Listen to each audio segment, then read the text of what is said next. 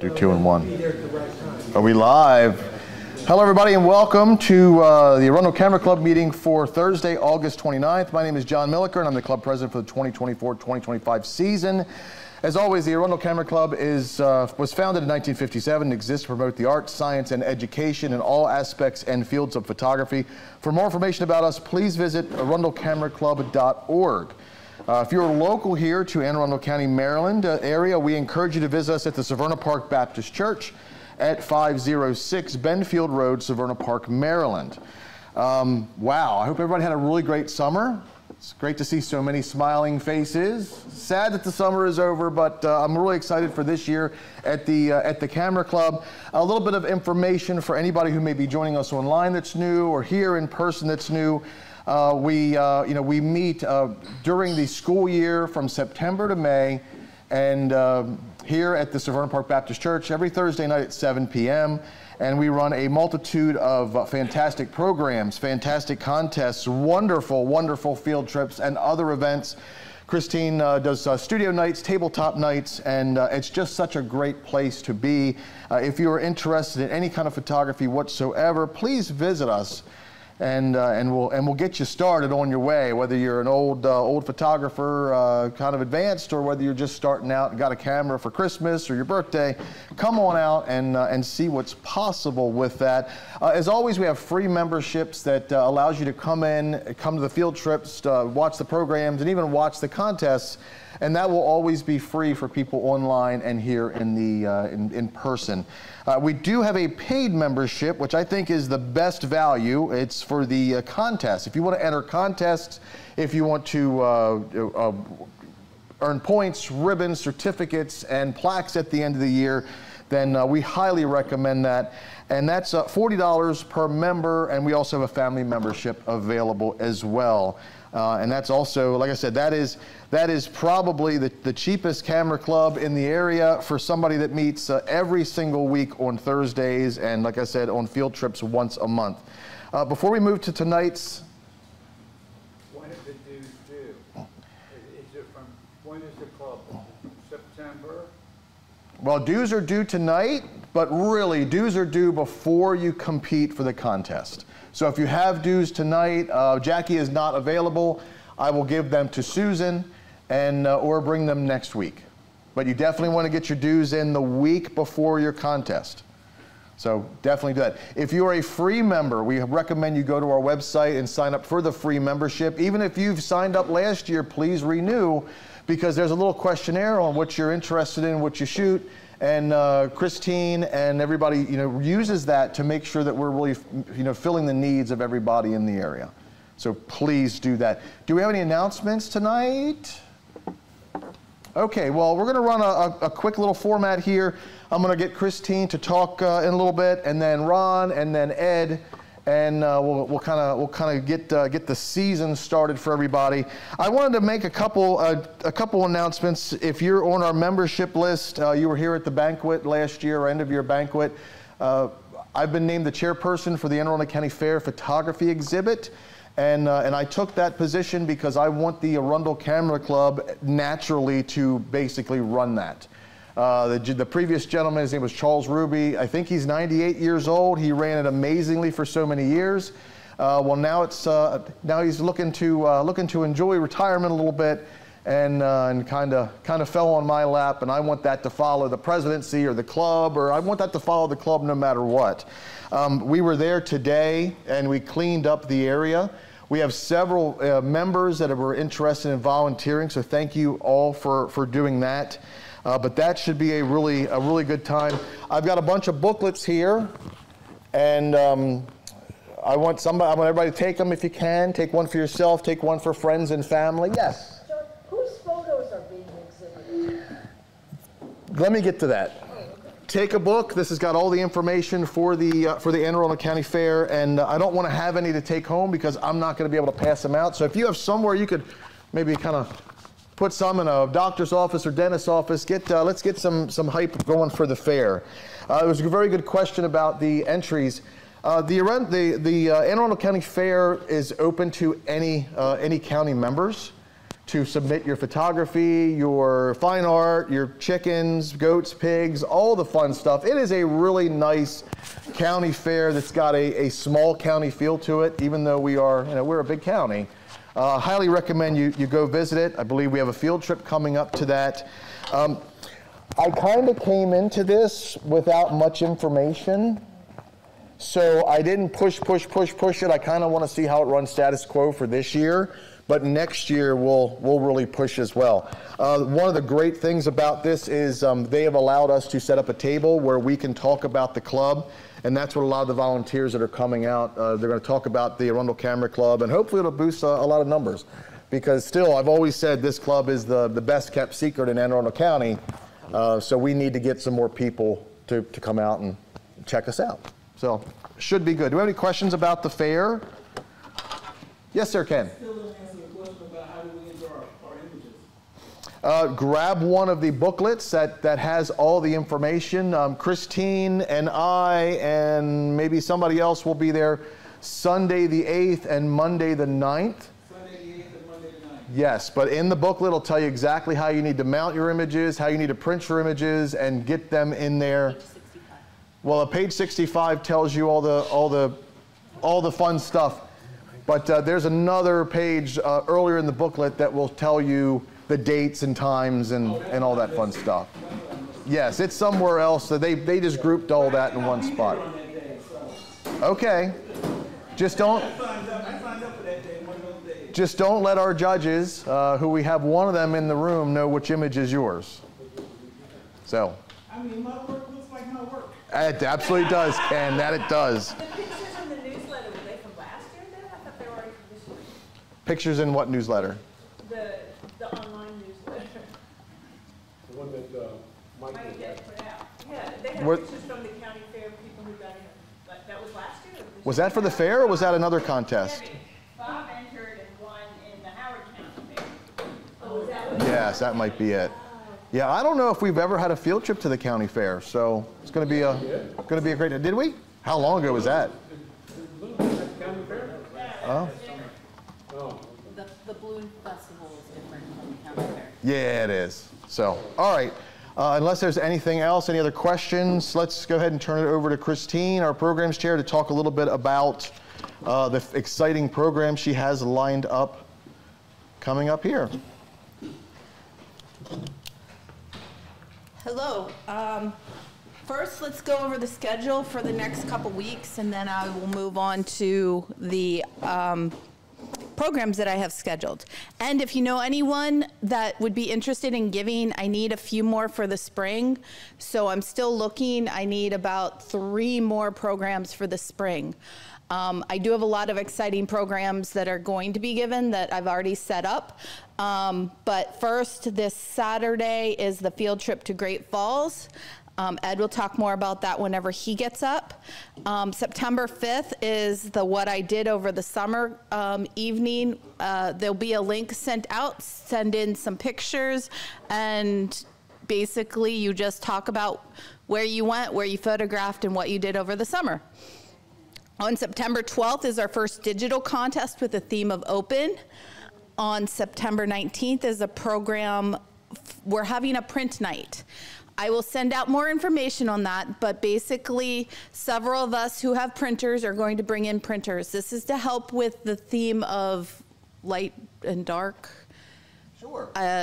It's one of the upcoming contests, but to help teach you how to set up your printers, how to put in your profiles, and how to print yourself. It's just and if you want to, you can bring some of your prints in and we will help you print them here with the printers of the people who are bringing them in.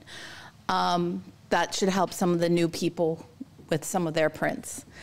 And on September 26th is the first print contest with the theme of open.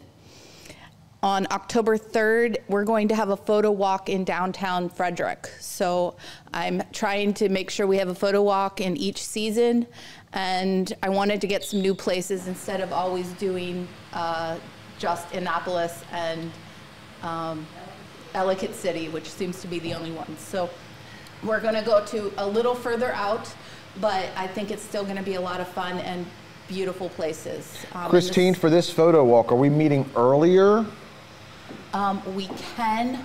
I Problem can't is rush make it hour. that night. Okay, so problem is going to be rush hour. I need to find people to help with that. Downtown Frederick.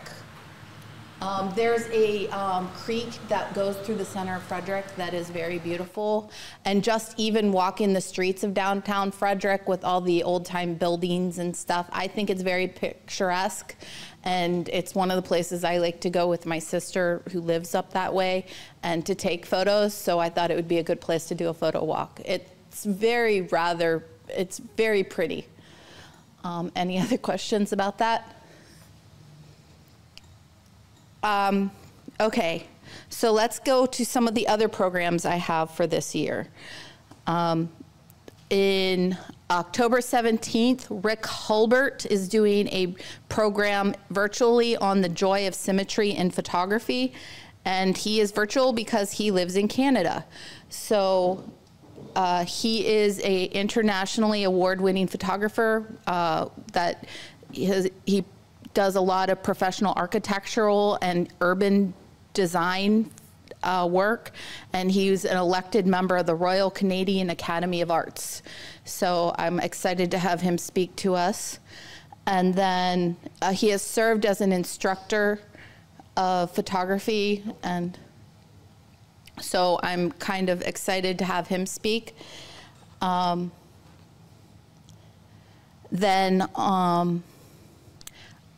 Maurer is going to come down from Pennsylvania. He spoke last year on cave photography.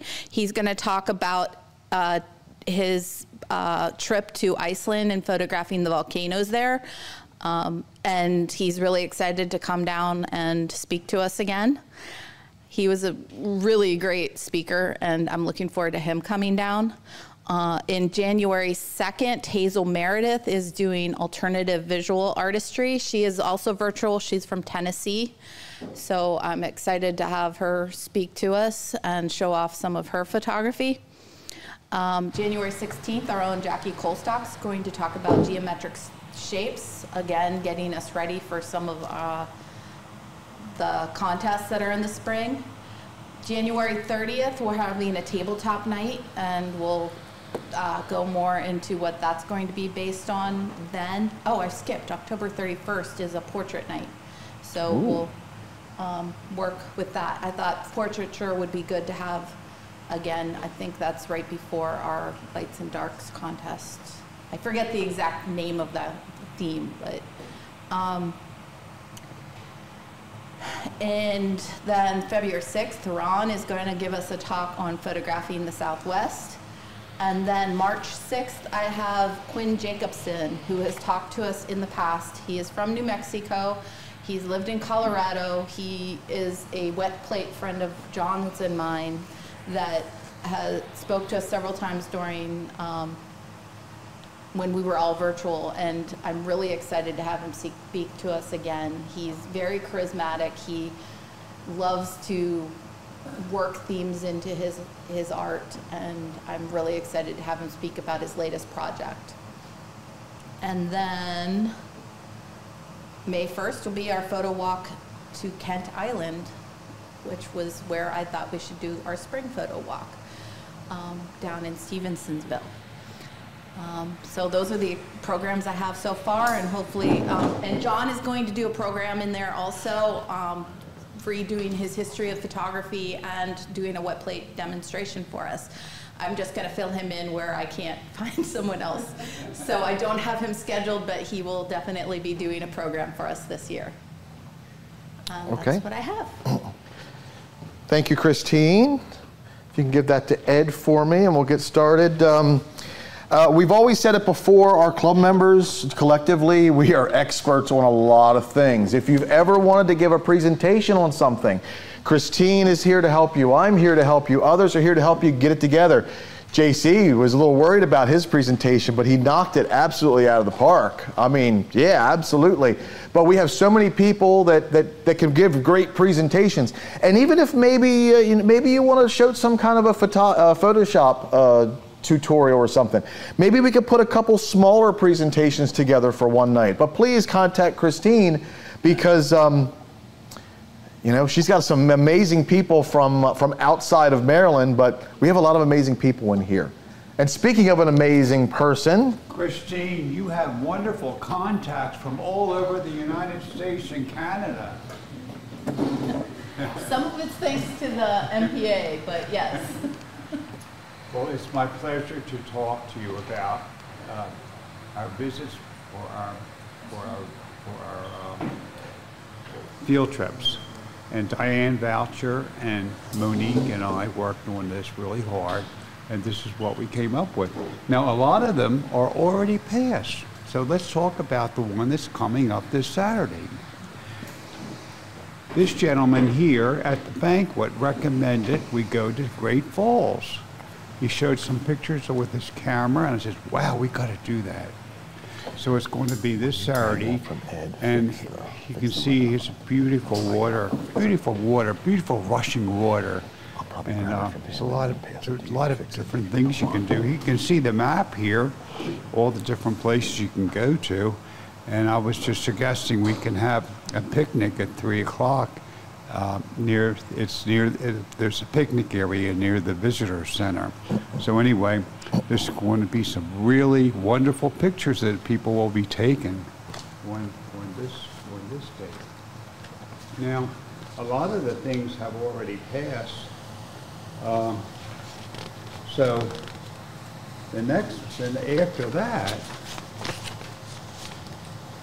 the B&O Museum, which everybody loves, is having a first responders exhibit. So that's going to be pretty neat. So there's going to be a special show there for everybody to visit. And I know last time we were there a couple of years ago, people took some really neat pictures of the different things. There's a lot of things to do. And there's also a ride you can actually go on. You can actually take a ride on the train. They go twice a day. And of course, the Arundel Camera Fair, the Arundel Country Fair on the 14th of September, which is very important. So we're all going to be there because this guy is in charge. So we want to be there. And also we want to try to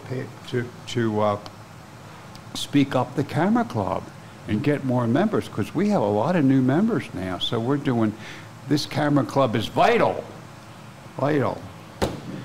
And then, you know, the fall is a wonderful time for colors.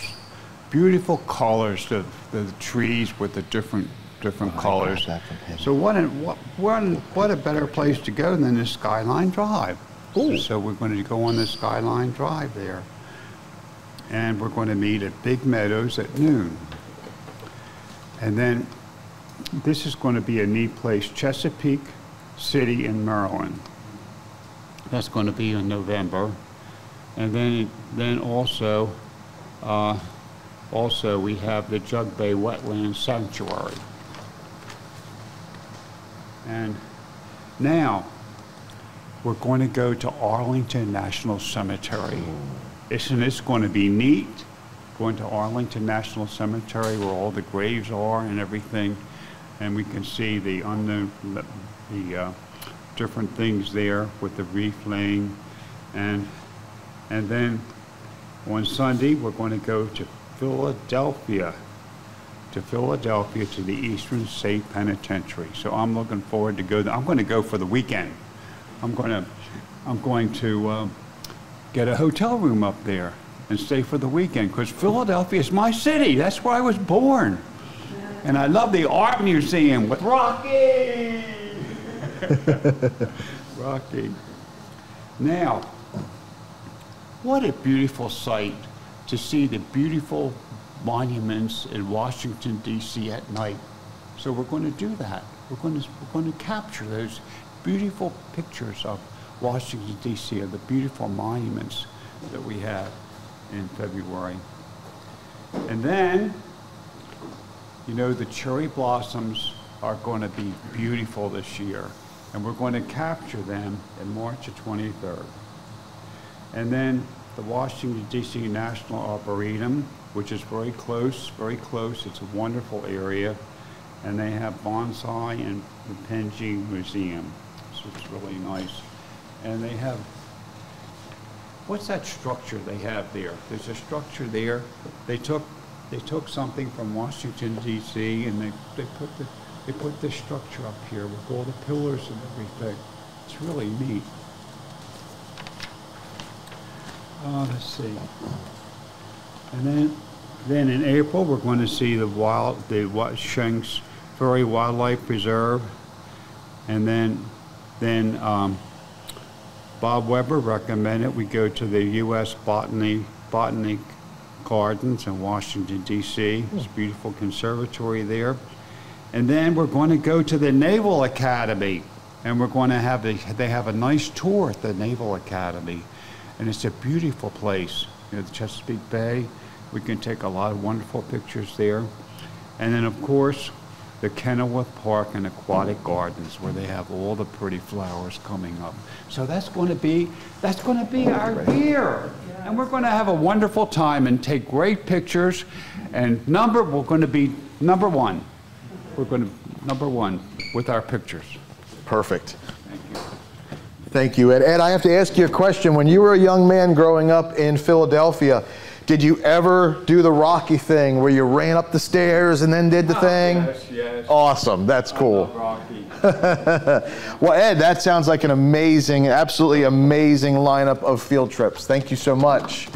Ron, I think the man of the hour is going to talk to us a little bit about the contests and setting up all your entries and prints. Typically, the entry uploads are going to be on like Tuesday at noon. Is that what next week's going to be for what I did over the summer? Yes. Perfect. Right, Bob? Bob's going to be ready. Piece one, the alarm. Come on over, Ron. Okay, great.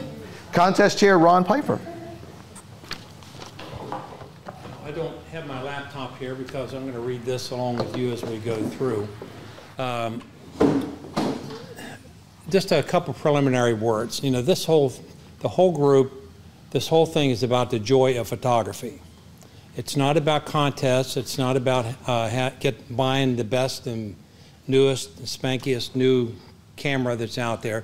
It's about having a really good time, and the fact that we all have interest in photography makes that even more interesting and fun. I mean, I love doing this, and many of us have been here for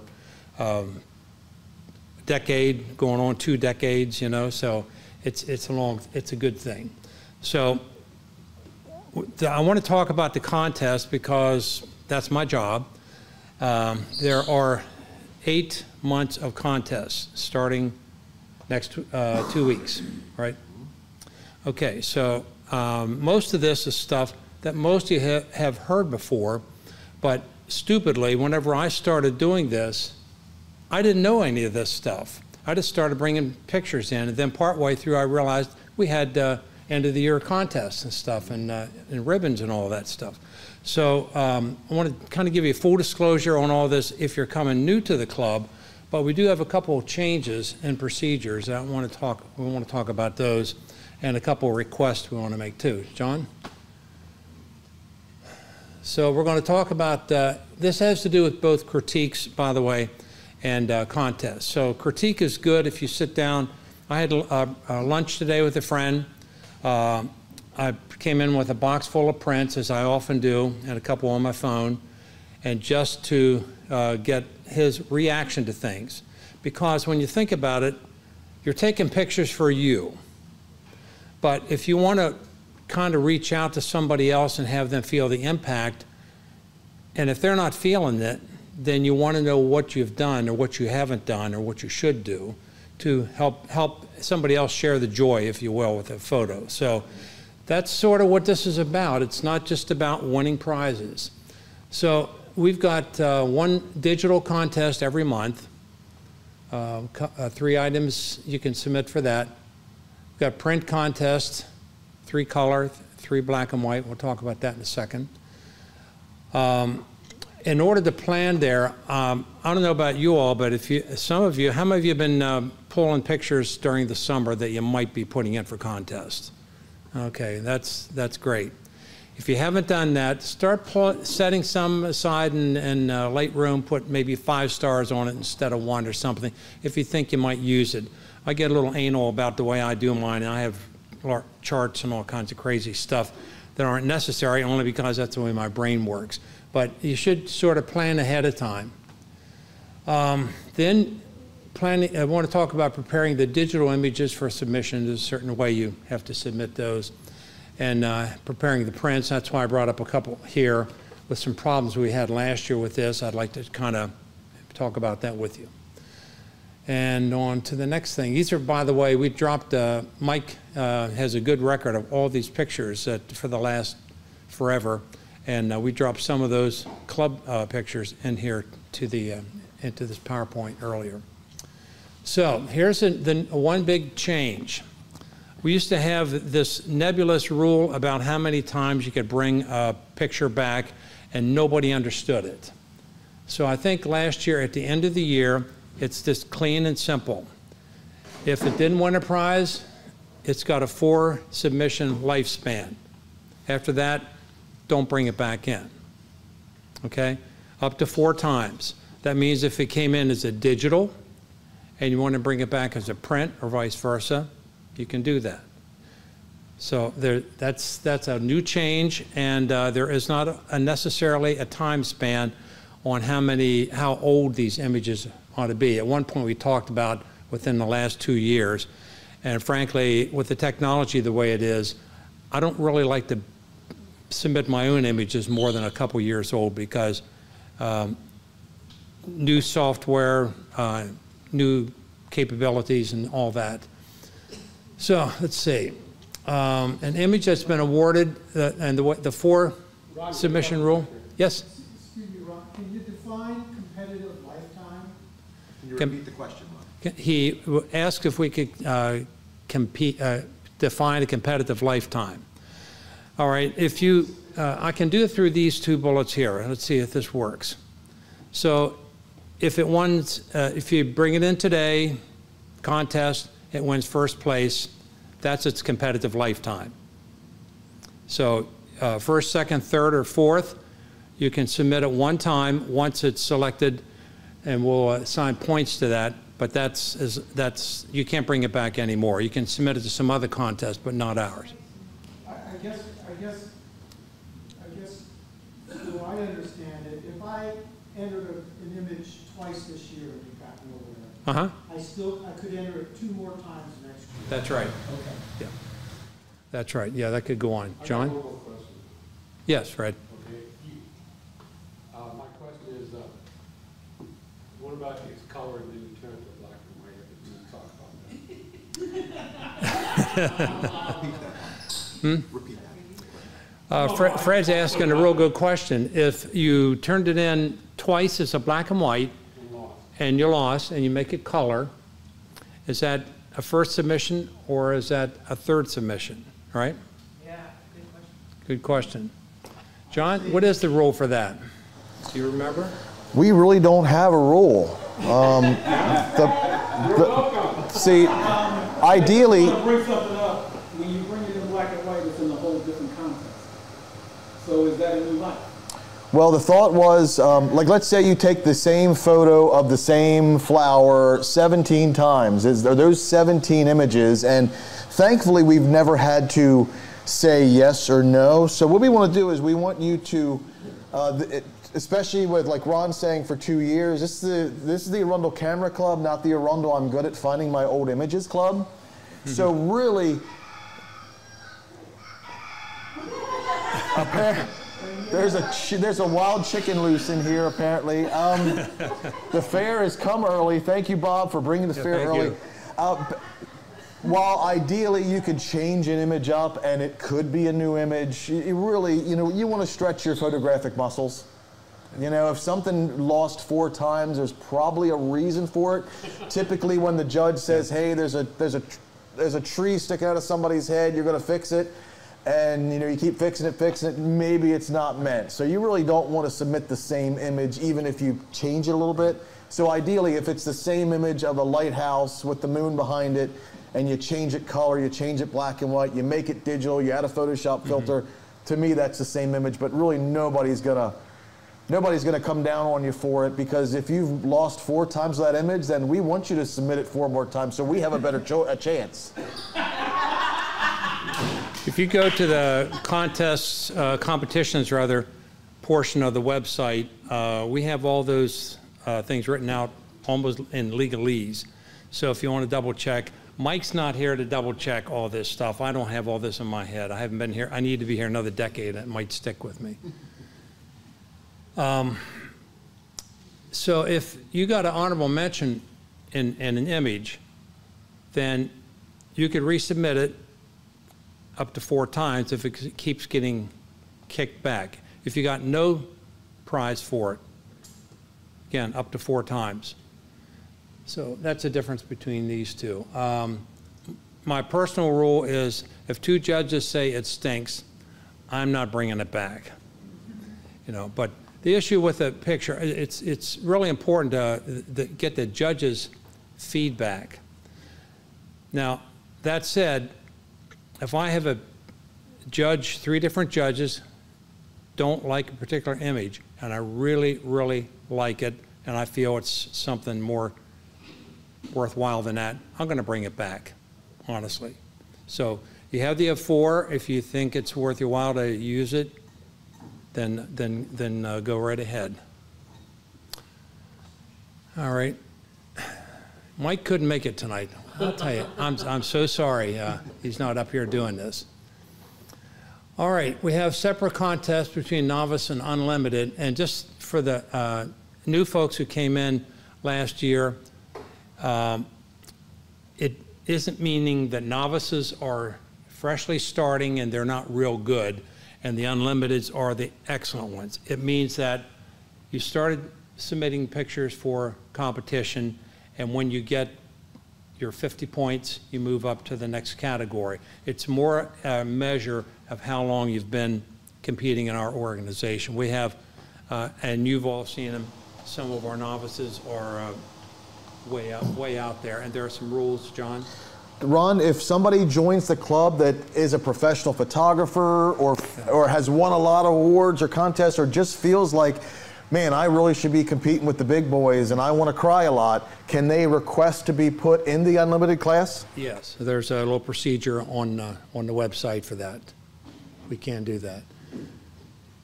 Okay, when you do your contest, when you do digital coming up in a couple weeks, up to 3 images. They can be color or monochrome for digital. Okay, so that's one thing that people may have forgotten. It can be color or mono, so you can use both. File size, this is real important. Save it at 2048 pixels on the longest side. And then we have on the website a submission spot. Bob monitors that, and whenever we get to Tuesday at noon, he cuts it off, and then we start preparing the files to go. So the big issue is file naming. So, and I think everybody in this room has pretty much done digital contests so far, right? Okay, so just remember the rule, U for unlimited, N for novice, and spaces. It's probably not a bad thing to have these spaces in between here. Yeah, Bob. I prefer them to be the underscore characters, not the space. That's what I meant. I'm sorry. The underscore. Like it's in this one. This is probably the ideal, and you can do caps or not. Caps will be fine. So you submit it through the portal, and that's the link here, of course, but it's also right on the website. And what we'll do is we get close to the date of the contest, probably that weekend. I'll send you the link in an email, and you'll be able to take a look at that. So don't ask me any hard questions, but do you have any other things we should talk about here? Yeah. How do you know how many points you have? Well, I'll tell you. Repeat the question, Ron. She wants to know how many, can she find out how many points she has? If you email an officer, we will ask Russ, who runs the database. Yeah. Really the best thing to do is kind of keep track of your own points. Like send us an email and we'll get you your points. But We are talking that possibly in the very near future there'd be a portal for the members that can compete in a contest to be able to check what they've got. Yeah. And for what it's worth, I discovered that Mike has put the winners for every contest since the Earth cooled.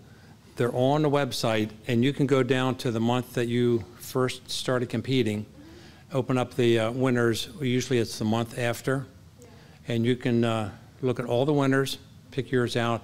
And I did that myself this summer because I had some questions about my points. And so it's easy thing. Well, yeah, it's pretty easy to do right off the website, but it's very comprehensive. And Mike does this stuff very precisely, so there's not a lot of questions. Or just email one of us and we'll get it for you. Okay. Yes. After you submitted your images to the digital system, you can go back a day later or sometime later and check that it's still there. Yeah. Right. Or resubmit, yeah. Yeah, so there's some flexibility there for a little bit. If you send it in, you want to change your mind, you can do that. Now, Ron? Yeah. I don't want to scare anybody. What Bob just said, you do not need to verify that your images are still there, because you guys usually send an email out to all the members with that. Well, Bob actually sends an email out saying, "I've received 3 images for you." So it's not like we've ever lost any images, but you can go back and see your images, delete one, put a new one in. Depending on what I'm doing, maybe an hour later, maybe a day or 2 later. Yes. So each time it's all built in, you see. What Bob said, you won't get an email right away, but you will get an email. And if for some reason you don't, then email us and say, "Hey, I got a problem," and we'll work it out. Okay, let's go to the next one. This is the print one. Okay, I'm sorry. All right, the unlimited contest, 3 monochrome and 3 color images, 2 separate contests. The question on this that some people ask us during the year, monochrome versus black and white. And monochrome is one tone. Black is the color, as in the black and white is black. Sometimes people have done monochromes in sepia, cyanotypes. I've seen them in red. If it's one color makes up the entire image, then that's a monochrome, and that's okay, and the black and white is okay. Okay. Any questions on that? With the digital, we have 3 pictures. Why do we have 6 here? Because you're lucky. Because there's so many. There's Yeah. so many. Well, Judge, you repeat the question. Shouldn't we just have it 2? Ed asked the question. I cannot answer. This is tradition. As long as I've been in the club, we had 3 white and black, 3 black and white prints, 3 color prints, and 3 digital. So there are 3 different arrangements there. Do you think it's a good idea to have like 2 and 2, or 3 and 3? Well, this is really good because it's not too many for a lot of us. 3 images for one contest. It's not too many. You know, we can talk about changing the rules next spring, No, perhaps. what I mean is, there's so many for the judge. Judges have been okay. Usually we're able to get people in and out of here by 9 to 9:30, starting at 7. So I haven't had any of the judges complain that we had too many images. In fact, they're usually annoyed when we don't have very many. And they've driven all the way here to judge for us. Sue. For the benefit of people that are new, you don't have to submit 3 digital. You can submit up to 3. Right. You don't have to submit all 6 Thank you. prints. You can bring 1 color, 2 monochrome, 2 and 2. Okay. It's not a have to, it's an up to. Yeah, Sue kindly made the point that you can do 2, but it's only a maximum of 3. Fred, you had your hand up? Yes, on the labeling. Okay. Mm-hmm. I noticed when I was up there, you can put the date in there. What happens is, if you enter something one time and it gets a an honorable mention, we can redo it. Do you want the label, old label on it, or do you want it off? That's my question. It's probably better to have it on because that gives an idea of history. Right. I mean, it sees your initial on there that you, it was a honorable mention. Right, right. Once, For any year, if you resubmit it, hoping you get a first, second, third, if you don't, oh, never mind. Yeah. Yeah, if- Don't go into it, you're gonna wait. right, whenever, if you win, I think this is the question about the label. If you win, Bob is standing up here with his iron pen, ready to put the initial on here, first place, and then he'll put his initials there. And that is important for us to have every photo labeled so that at the end of the year contest, we've got them and we know who it is. But that's the final. If I get an honorable mention and I resubmit, I usually put the new label right over that, and I don't care much about the previous honorable mention because it doesn't get me anything anyway. Does that make sense with Bob? Yeah, that's fine. Okay. I like history, so I've been trying to leave it exposed. Right, right. We'll talk about the labels here in a second. John? Ron, can I throw something in that Mike's going to be very happy about? When you print a print for the contest, please just start getting it in your brain to make a digital copy of that. Save it as a 2048, because if not, Mike's going to come knocking on your door when you win first place and say, hey, I need a copy for the newsletter. And some people that experiment and play and print and delete, I'm guilty for it, then you're kind of screwed. Ken raised his hand as well. So when you send that print job to the printer, just be aware to pop a copy of those images in a folder from Mike in case you win. And it's also smart because I can go back and see what I've printed before, so it kind of gives you a better record, but mostly it's for Mike for the newsletter. If you did all new images for a whole year, I think we calculated this is 72 images you have to create in 1 year. That's a fair number to keep track of, so a little folder to keep the ones you've submitted in is really pretty helpful. All right, do we miss anything?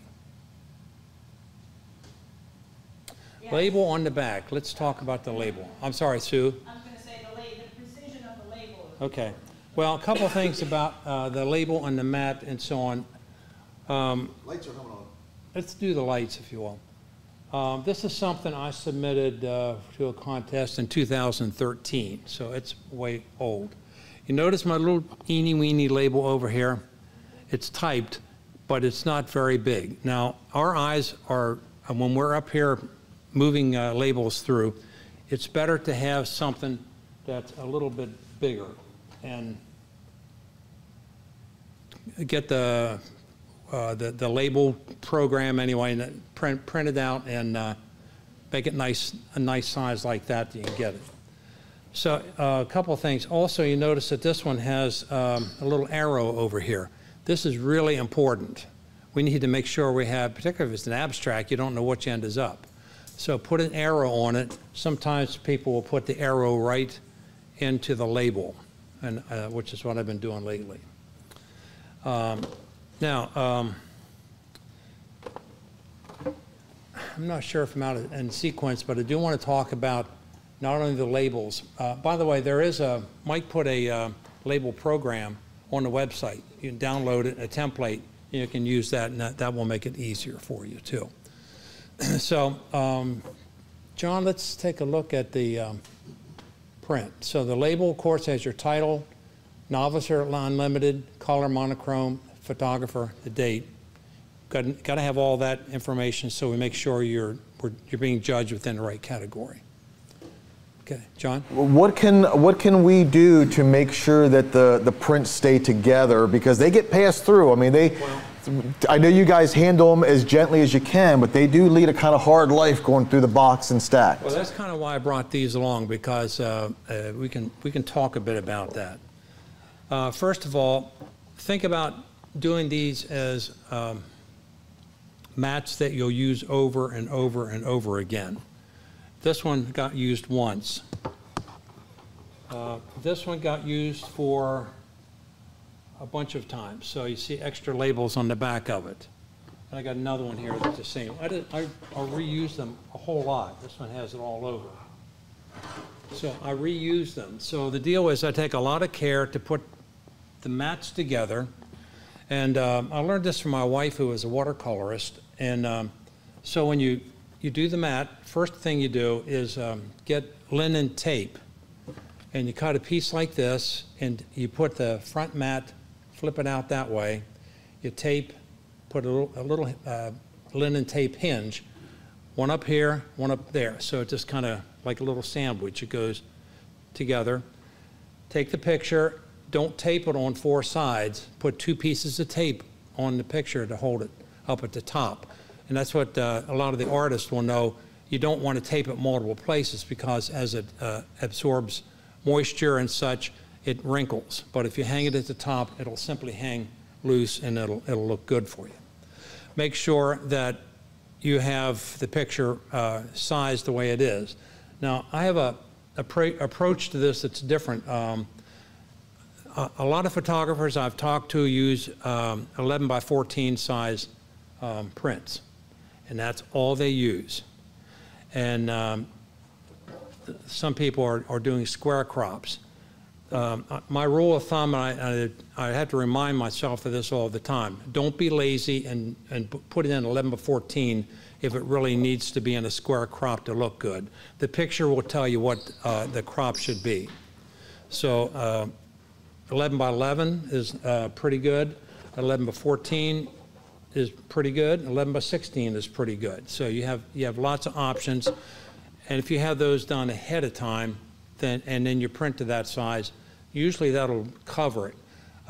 There was a time when I was crazy enough to print it and then go over and cut a mat to do that. I don't do that anymore. I'm too old. But if you want to, that's really the right way to do it. Make sure the mat helps to support it. I also would recommend don't use tan-colored mats. Judges get grumpy about it. I had a red mat on something one of the first or second years I competed, and boy, the judge had some nasty things to say about that. And I did not win anything. So it's good to have white or black. Now, one of the reasons I like using these mats, which is what I've used as long as I've been in the club and everybody else has been using, is you have the front mat is here, and the picture is just recessed a little bit. So when these things go through the box, the picture is never scraped. Now, we've had some pictures that have come in where somebody dry mounted the picture on a piece of mat to look like this, but it's the raw picture out here, and this does provide a little protection to your picture, so it doesn't look bad. I have this one, I had a really nice deep mat on it, and it looked really good. And the picture ahead of me in the mat had some loose tape on the back of it, and I've got a scrape mark on my picture. So if I want to put it up in my living room, I'm going to have to reprint it. So please make sure that it's nice and tidy. And to get back to your point, John, when you put them in here, use new tape. Don't use tape that was left over from Grandma, because it's not going to stick. And I had pictures last year that lost because they went through and it was older tape than I had realized, and the picture shifted and was crooked. And that just killed it. So it would be really good, get good tape, and take time to do this. Now here's the deal. You can put the back piece can be mat board, which you can buy at Michael's or other places, or especially on Amazon these days. I was in a dollar store up here on Ritchie Highway and found that they had foam board for $1.25 for a pretty decent full size, perfect for trimming down for this.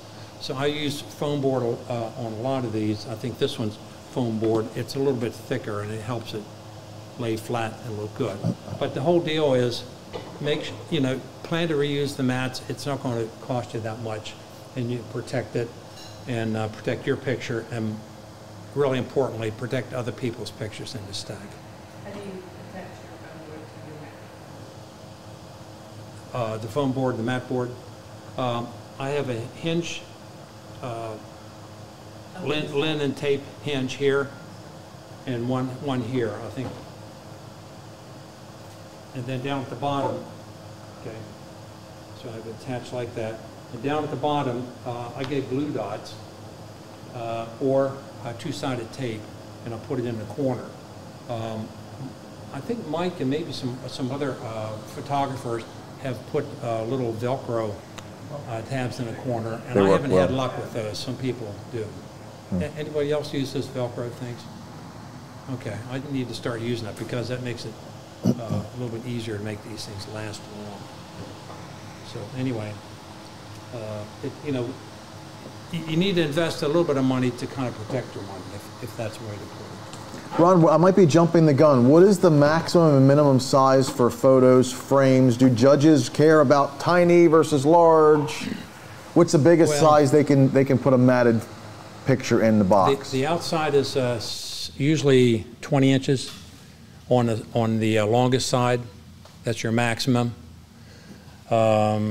Usually 20 by 16, something like that would be the maximum. This is probably 14 by 14 is for square. That's what I'd recommend. Small.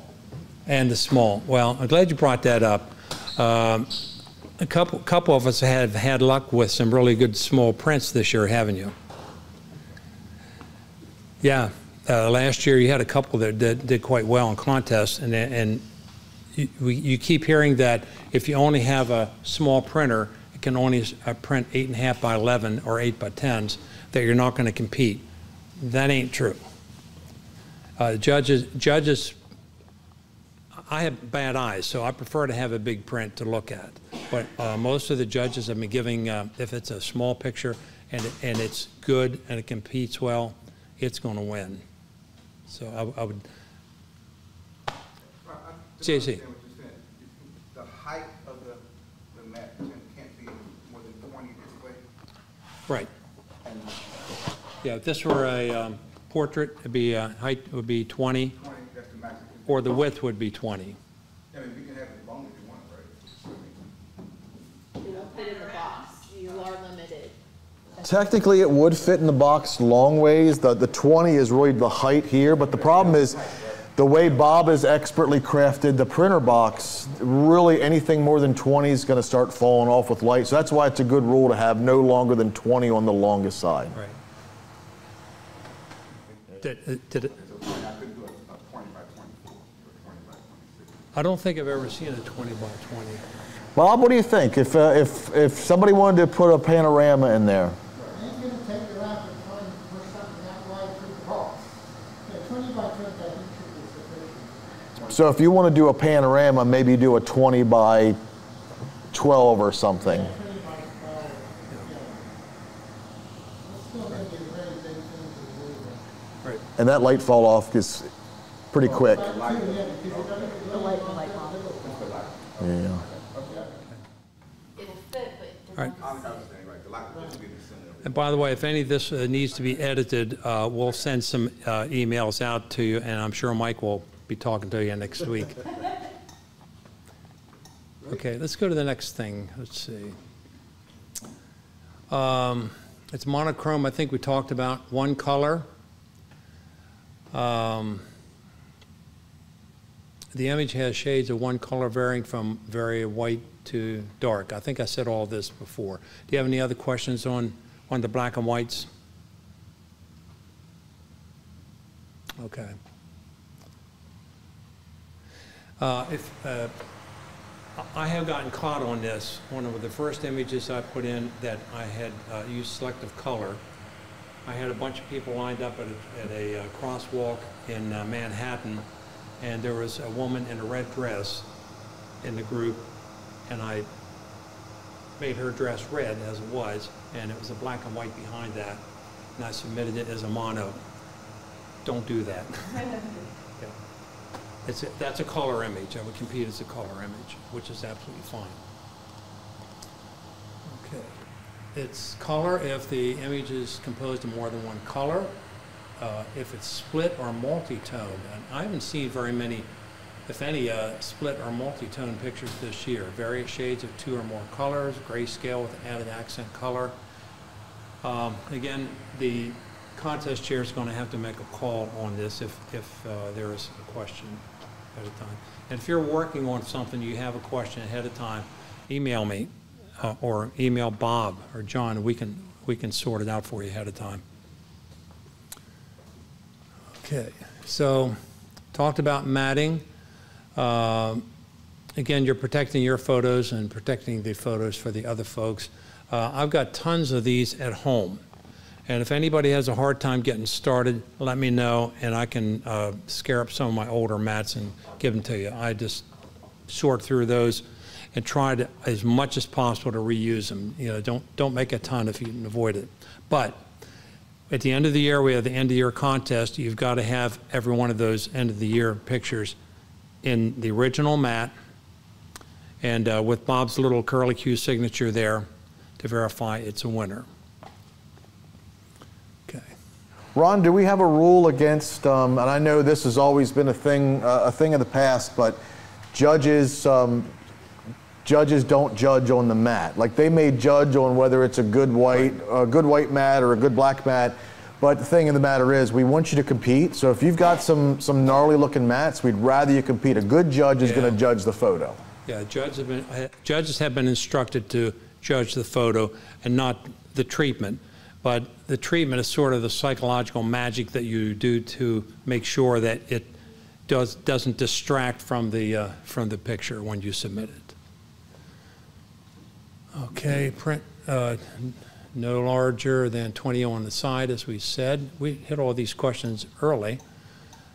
Notice that there are black and white and black images, and this is something you try to avoid, having the white area around your image sticking out. I have one of those I submitted, the judge didn't turn it down, but that does not compete well.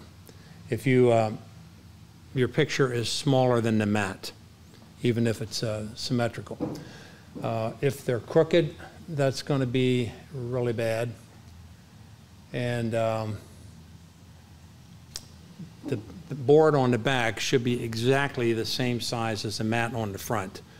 Don't submit a bigger mat. Sometimes that happens. Don't submit a bigger mat for a bigger backboard with a smaller mat. That does not work. Okay.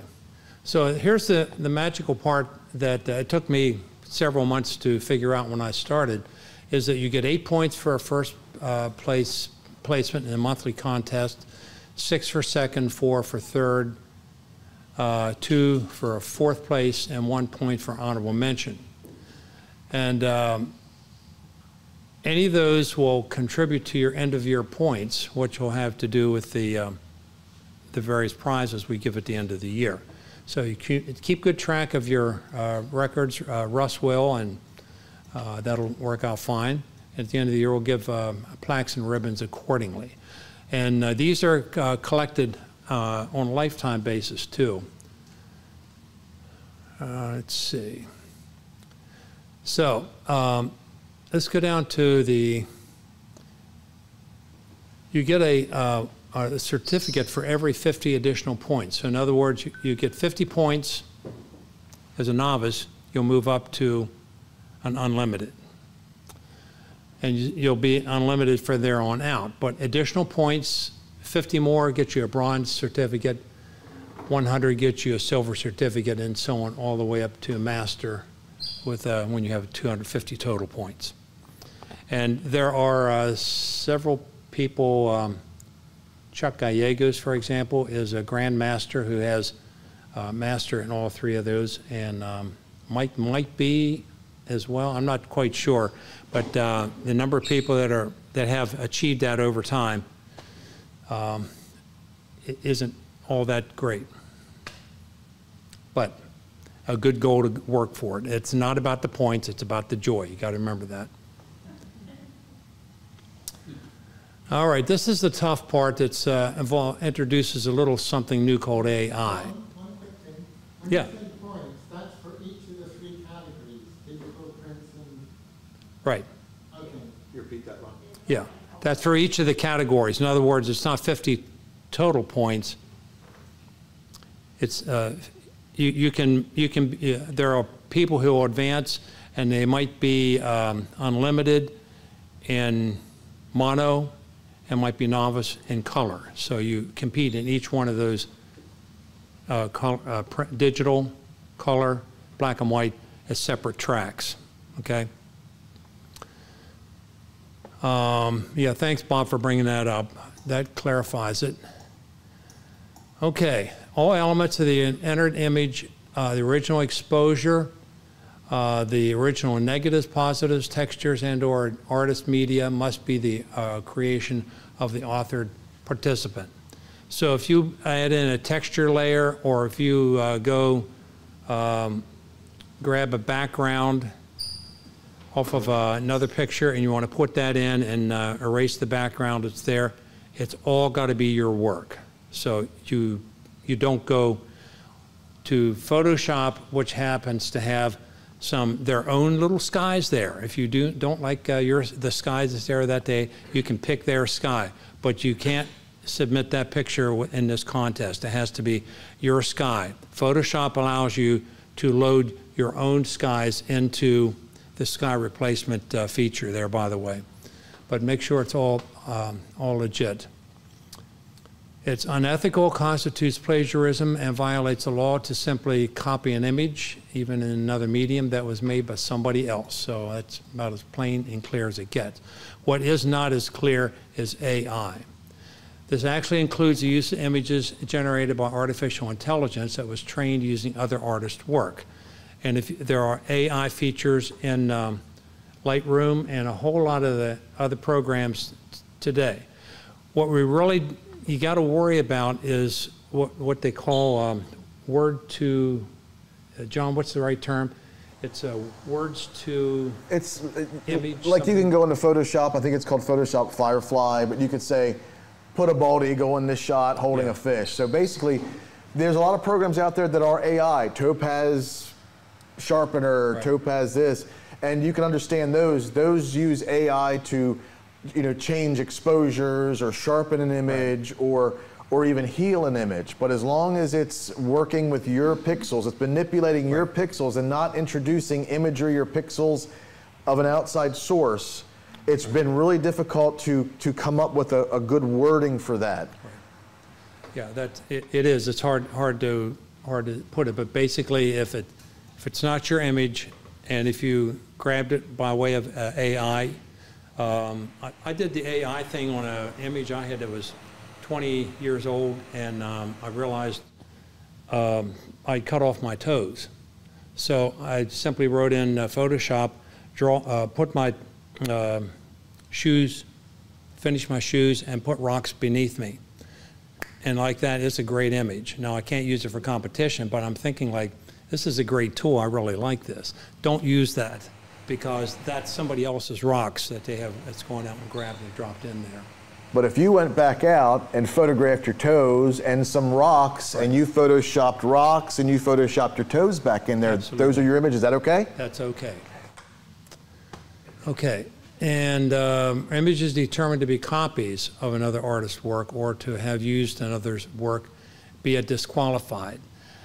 Now, it's not plagiarism, but it's a compositional issue of, I'm not quite sure how to say this.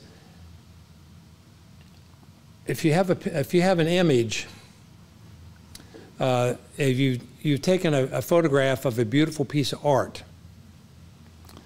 because it looks great, that won't be very competitive because that's somebody else's image that you have photographed, even though the treatment might be different. However, if the treatment of a statue is very, very different, and you've got, for example, the lighting in a certain way, and you did this and that and the other, the photographer is going to be more favorable about that. Does that make any sense? But basically, if a big piece of your image is a painting that somebody else did, that's not really going to work. Doug Wood is good at this. You know, actually looking at a piece of art in a special way, or through a window, or with people in front of it.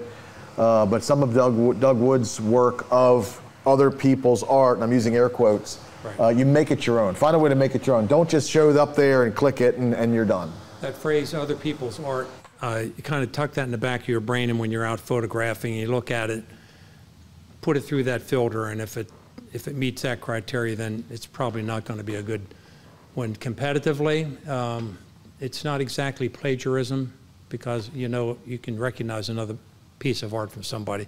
John, this is going to be a little short piece of the program. What happened? What's that? This part of the program was supposed to be so short. What happened? It's your fault. You're doing such a great job, and everybody's got good questions, but this is definitely important stuff that we all need a refresher on. Well, do we have any others we need to hit? Last line. Okay, I think we talked through that one. Okay. Okay. Yeah, this business of a work calendar, I want to emphasize that again. If you have a little spreadsheet or something, you can kind of keep track of when you're going to submit some images, or have a couple boxes someplace where you can just drop some prints in for different months. But try to organize a little bit ahead of time. And, I'm saying that for the novices. The rest of us have our own systems, none of which agree with each other. We print before we leave the house on a Thursday. It sometimes works. Yeah, I'm sorry. Right. Okay. And that's the tracking and all that stuff. Okay, crop move distractions. I think we hit all of that, didn't we? By the way, this business of don't over sharpen. A lot of images, some of the software on sharpening and cleaning up images is really, really good. Then all of a sudden it becomes really, really bad. So be careful. If you're trying to clean up an image that's a little bit soft, sharpen it, sharpen it. I ran into one yesterday I was in love with until I looked at it really close and I realized it's so noisy, it's awful, I can't use it. So that's a mistake we all make. And also watch for halos. You've cleaned up the sky, and look along the border between the sky and their trees, and you'll see a little tiny white line. Now you can get rid of that little tiny white line by going into Lightroom and photoshopping out that little tiny line, and by next Thursday you'll have it all out. It's a lot of work. So just thinking all the new software, it's great till it's not. Okay. All right. And by the way, textures is good. And I'm thinking about JC's presentation. When you did some of the flowers and stuff, you used your own image in the back of that, some of those flowers. That's one of the best things I took away from that presentation to really make it work. Some of those images, you can actually print it and hold it right back of the flower to make it work. Okay, John, are we there yet? Anything generated from a library that the creator didn't shoot or creates new content is not permissible. Text to image is the term. I couldn't remember exactly what it was. Okay, and I talked to Scott Dine recently, and he said, he's an old darkroom guy. And Scott said, I don't have any problem with sitting down on the computer, with your computer, and doing some editing in Lightroom and Photoshop. It's sort of the equivalent of what was done back in the old days, because they made masks. They cut out little masks and put it down over the image. And when they printed it, John does this on a regular basis, I'm sure. He said it's the same thing, except instead of doing editing in darkroom, we're doing it in Lightroom, and you're ending up doing the same thing. And instead of waving your hand to soften an area and reduce the amount of light there, you're doing it with a brush in Lightroom, and it's okay. So if you're having any angst about using software, don't. Okay, Final image generated must be in the spirit of traditional photography. I really like that line best of all. I can't remember you, Bob, and Mike putting that in, but that right there explains everything. Right. Is it in the spirit of traditional photography to bring in a fake sky that not your own, or use AI? No. So. But Antoine did bring in a real sky, and if you look through his images, he has used the same sky multiple times in some of his pictures, but it's one he shot. With that old film and plate stuff, yeah, it's hard to get a sky. Yep. So you had to do it. Yeah. Okay. This last thing, I had lunch today. I got some critiques back. Critiques are good from people. I said in a group that we critique each other's photos once a week or so, and there's no stakes associated with it. But one of the things that I was talking to somebody the other day, and they said, why are you still doing competitions? Well, I'm doing competitions because I get good and then I get bad. I just had a whole 3 months of summer off, and my brain is not back into photography. When I start up again, I need to have somebody kick me a bit and say, that's a bad image. You need to really take time and make it look good. Pay attention to the spots and the details and all that. Move over with the camera. Oh, pardon me. You're creeping that way. I'm trying to get out of here, John. Okay. This is the most important thing here. You listen to any judge and you listen to any critiquer and listen to their advice, and I think that's fair. In the end, it's your picture. If you believe it, you believe in it, put it back in, you know, put it on the wall. Don't let a judge talk you out of liking an image if it isn't a good image to you.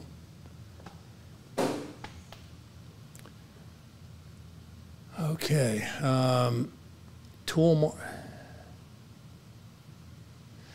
this is something that I guess a lot of us do out of habit, is as you're working on the image, enlarge it and go in and clean it up. There are little tool marks and stuff. John is great at finding tool marks in my images. I hate it. But you know, you just get so much in love with the picture and you don't even think about look it over. And Chip used to call it walk the four corners of the picture.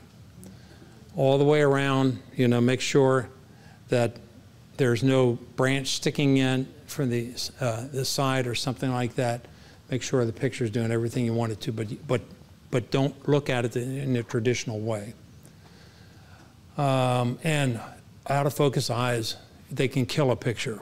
You know, you have a great snake there, and that eye has to be totally in focus. And these days, it's a little easier to get them in focus than it was once upon a time. And noise, lots of good noise removal tools available to us.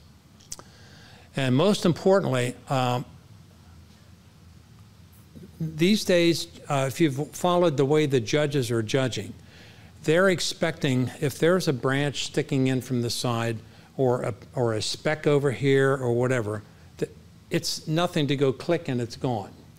They're expecting that you work up to those standards. So really put it through the test and make sure it's absolutely cleaned up, because if you don't do it, the judges going to be on it.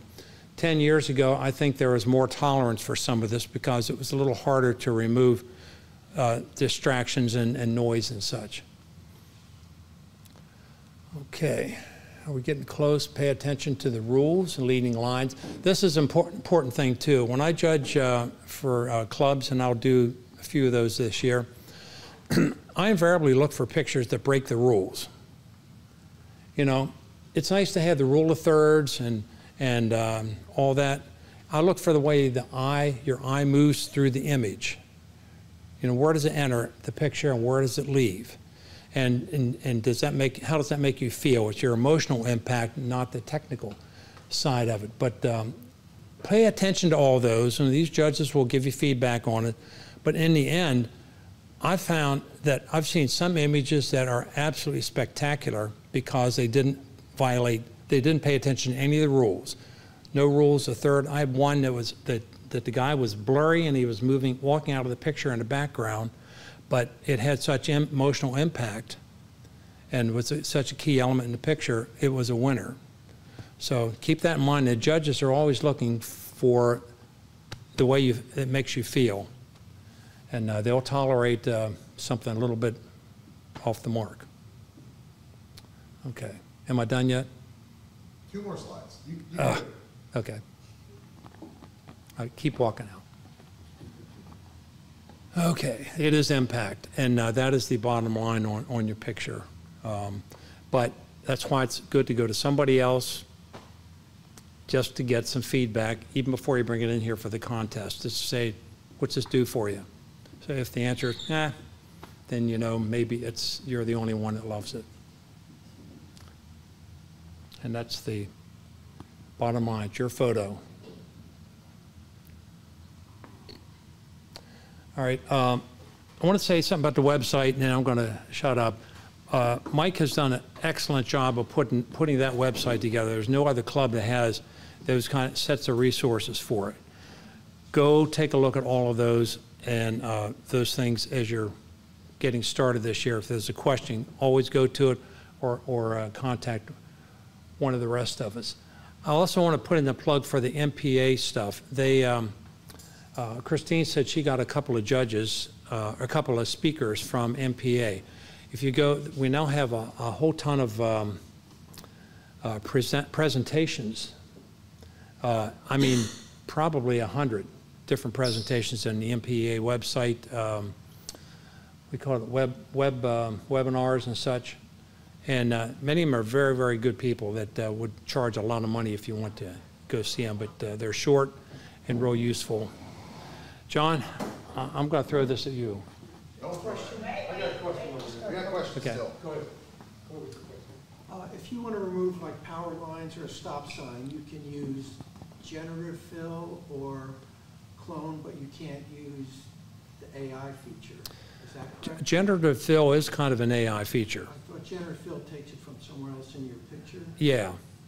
Yeah. And that's so, okay? And that's okay. Okay. All What right. about like sky replacement? You can replace it with one of your own skies, but not like a library of skies you Right. purchase. Yeah. And I do go out and shoot skies, and I have a big folder full of them. Yeah. The problem, there are lots of problems with putting the skies in, and the judges will latch onto it right away. One is you got to pay attention to where the light's coming from, because you might have it coming in from here, and the shadows are not right for the picture. And most of the judges are spot on, good with that. But that said, you know, if Ansel Adams did it, it's good enough for me. You know, I'm going to do that whenever it adds drama to the picture in a way. However, a lot of people are dropping skies into pictures, and the sky is so dramatic that it becomes a separate element, and your eyes won't look at the subject. They'll go right up to the sky, and you're not going to achieve what you wanted. So I think it's always good to be a little bit careful about how you select someone. Get some boring skies, it's okay. Okay, and if you want to use like a blur feature, as long as you're blurring your own pixels, that's okay. Absolutely, Photoshop yeah. or- Yeah, Lightroom and Photoshop. Lightroom's got lots of good tools like that these days that help dramatically. And if you only have if you don't have the right lens at the time, you don't have an f1.2, and you don't have the blur in the background that you want, you know, it's okay, right, John? Yeah. As long as it's your image. Yeah, it's your image, that's and you're right. not generating new image, new pixels. Yeah. Could you go, it's more follow-up question. Okay. We had a problem last year about the novices not having enough pixels. And would you go over that to make a legal contact? Bob, you want to talk about that? Explain it to everybody, because we had a problem last week. Yeah, there's a rule on that that lays it out more elaborately online. Bob? I remember the issue, but I don't remember the numbers we settled upon. I think we had to have at least 3 different participants. And we had to have probably 9 images to make a mini contest. And the mini contest has a second and a third, but no first. Right. And you can go, And you can move the novice up to unlimited, but you can't, if you don't have enough unlimiteds, we can't, there's no contest, right? Right. Novices can elect move up if they're not enough Right. in that category. And also, they can let the judge look at it, talk about it. If not, either, let's say there's only 4 images for novices. Right. You want feedback from that judge. Right. You don't have to go in, we'll just put it through there. Right. Yeah, and all of our judges have had a lot of experience with giving feedback, and if you only get feedback on an image in those situations, it ain't great. Go ahead, what's your question? That doesn't count as one of your 4 times. Oh, right. I was just joking. Okay. Great. Yeah, I don't need to answer. Greg? So your comment about dramatic skies being very helpful to making the image a winner makes me wonder, can you then reuse that sky in other images, or is it not a winning image? He's got a stack of skies like this. I use that stack. You would have to ask that question. I think that, let's try it this way. Don't worry about this. He is not The gonna sky have and Yeah, the, don't worry, because I can't replace the sky, so don't worry. Right. Yes, you can. You can replace the sky. well, keep this in mind. It's a sky, but you can also scale it up or scale it back and flip it and retone it, so it's your pixels. Or make it black and white. Or make it black and white, yeah. My thought of that is, what is the subject? Yeah. If the subject's not the sky, then you use that same sky every contest. We'll make fun of you for it, but use that sky every contest. Yeah. But I could use the same model every time. JC? This AI thing, I think it's all boils down to being ethical, you know what I mean? Do you really want something that, in a contest that you did not do? That's the bottom line, I think, in the AI thing. Goes back to the spirit of photography, yeah. All of the stuff on Photoshop is probably driven by AI. I mean, dodging, burning, and all this stuff is probably AI. But when you sit there and say, give me a picture of a line, and you take that line and put it in your picture, man, come on, do you really want that? Did you really go out and take that? Did you enjoy taking that picture outside? Yep. It's all, and like the skies. Skies is ethical. Who knows whether you took a Photoshop sky or your own sky? No one's going to really know that. It's all come down to being ethical. Okay? It is ethics. Yeah. Right, that's what it comes down to. Yeah. So, Those guys. we're here as photographers, not to sit at the computer and say, give me a picture. Officially for the stream, JC, Ron, Bob, Mike, and I have memorized every pre-packaged sky out there. But they coming out with it. So it's all technical. Right. Now, this year, by the way, Ken is going to help us, and Bob, and I, and Sue plugs in every now and then regularly. I'm the queen of She's ribbons. drafted, and she's queen of ribbons. So we got our team is all ready to go on that. Here's the. It works better when you're on the other side of the camera, I was Ron. trying to get. Here's from the Arundel Camera Club website. The contest requires a minimum of 9 images within a class to hold a full contest. Otherwise, you get a mini contest. A mini contest has 5 images and 3 participants. The ribbons awarded are only 2nd and 3rd place.